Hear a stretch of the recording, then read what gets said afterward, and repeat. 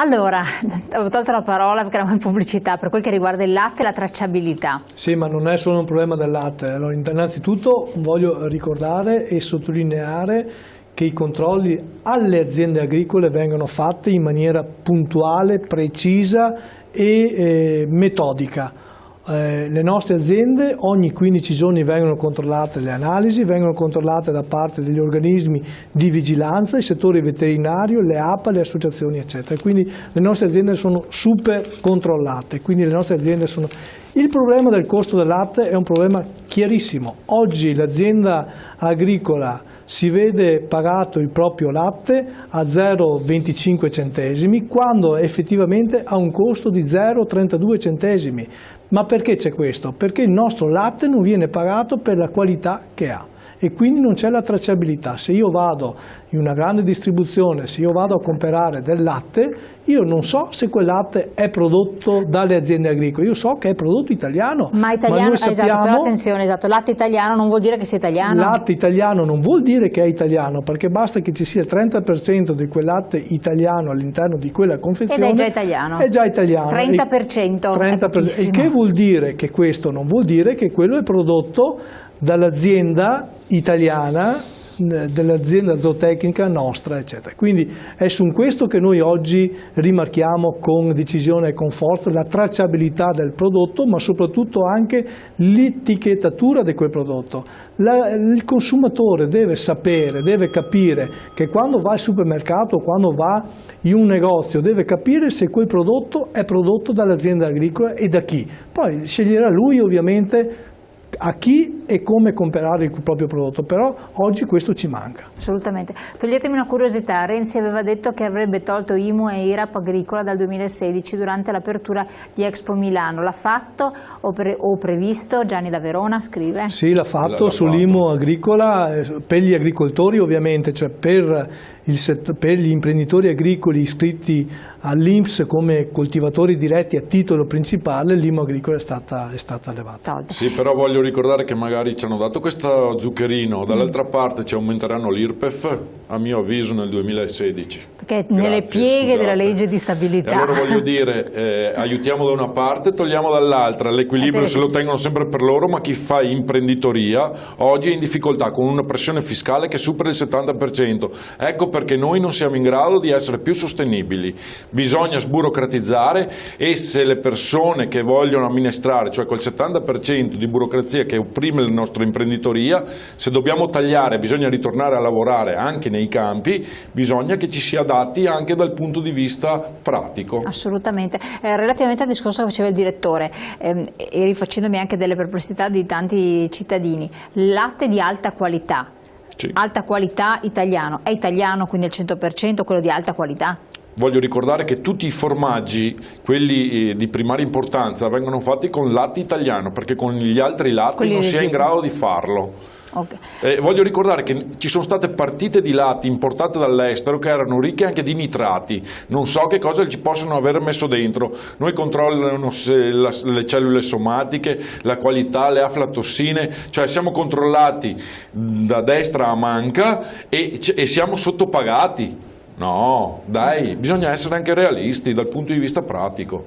Ecco, per la vendita del latte ci sono molti agricoltori che dicono che è possibile sopravvivere con il latte, quindi le produzioni di bestiame da latte, soltanto se si vendono ai privati. Una percentuale si resta per le produzioni interne di formaggi e prodotti caseari e vendita ai privati, perché altrimenti non si guadagna niente dalla vendita ad altri sistemi. Sì, questa è una minima risposta. Il 15% delle nostre aziende potrebbero... 15% soltanto? Sì, è una percentuale che comunque non può essere. Cioè, le nostre aziende, quelle più competitive, non più, ma quelle competitive che hanno 300-400 capi di vacche da latte in allevamento e quindi producono migliaia di quintali di latte, non possono trovare una soluzione vendendo direttamente il proprio latte oppure vendendo il proprio formaggio. Sicuramente una parte di questo si potrebbe anche fare, si sta facendo, si stanno stanno organizzando, però ovviamente noi abbiamo necessità oggi di dare delle risposte concrete alle aziende. La concretezza delle risposte a queste aziende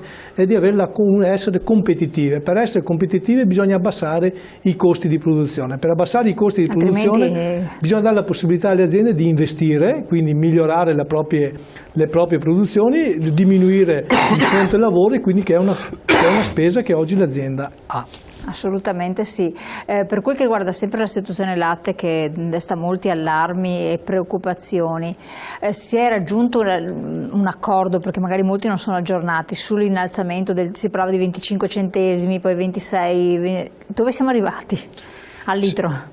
No, al litro oggi ci sono aziende che non gli vanno neanche a ritirare il latte e sono costretti anche a cospargerlo nei campi, non nel Veneto, però a livello nazionale ci sono regioni che sono costrette a questo.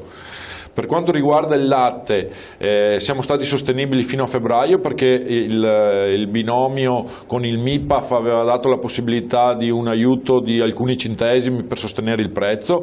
Oggi questo non c'è più. Hanno pensato bene di dare una mano con una moratoria sui mutui agli imprenditori allevatori zootecnici del settore lattiero caseario, che però oggi rimangono solo chiacchiere, perché dal punto di vista della concretezza io non ho ancora visto il decreto legislativo per attuare questo sistema di sostentamento. Voglio dire che hanno pensato bene di difendere i nostri agricoltori con una moratoria sui mutui, ma però non l'abbiamo ancora applicata. Intanto il tempo passa e loro sono costretti ad andare in banca, e se sono segnalati dal CRIF, dal rating e quant'altro, non hanno la possibilità di avere accesso al credito, e la sofferenza diventa ancora più penosa. Assolutamente. Da questo punto di vista, come anche per le aziende, altri settori, l'artigianato eccetera, anche in agricoltura ci sono delle agevolazioni con l'associazione di categoria per i finanziamenti, quindi per non andare direttamente in banca. Noi abbiamo un Confidi della Confederazione Italiana Agricoltori, che dà la possibilità, dà una mano alle aziende agricole per le fideiussioni bancarie, e quindi dà un sostenimento alle aziende. Ovviamente però nell'azienda, nel momento in cui è segnalata, è comunque difficile intervenire anche col Confidi, anche con i nostri strumenti. Ovviamente cerchiamo con i nostri strumenti, come organizzazioni professionali, come CIA, di dare risposte concrete alle aziende, mettendo a loro disposizione questa possibilità di agevolazione. Ecco, mi tolgo una curiosità, proprio siamo in chiusura, manca poco. Lei accennava prima all'assessore a situazioni diverse da regione a regione. Quindi noi tutto sommato siamo messi meglio, pur nel non essere messi bene rispetto ad altre regioni d'Italia? No, il punto è questo, che noi come Veneto eravamo e siamo un'eccellenza, nel senso che noi, quando noi ci pagavano il 98%, le altre regioni pagavano il 60-70% dei contributi totali. Ad oggi ci siamo allineate alle altre regioni, quindi per noi è già una sconfitta questo, perché per noi arrivare a essere l'eccellenza e essere uguali, paragonati agli altri organismi pagatori, a noi non ci sta bene, perché noi siamo stati bravi e ci volete parlare. Esatto, noi abbiamo l'eccellenza e passatemi il termine, vorremmo mantenere questa eccellenza.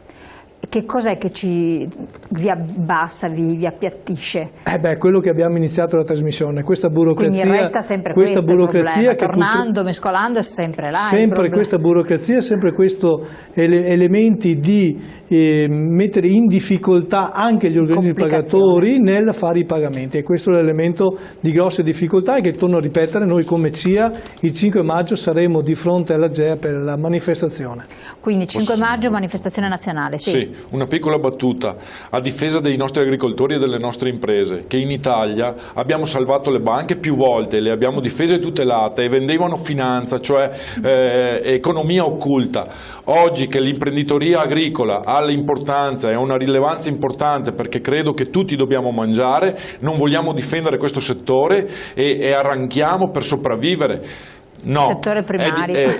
L'agricoltore lavora con il gusto, con l'umiltà di quello che fa, nel rispetto dell'ambiente e delle regole, per aiutare tutta la collettività.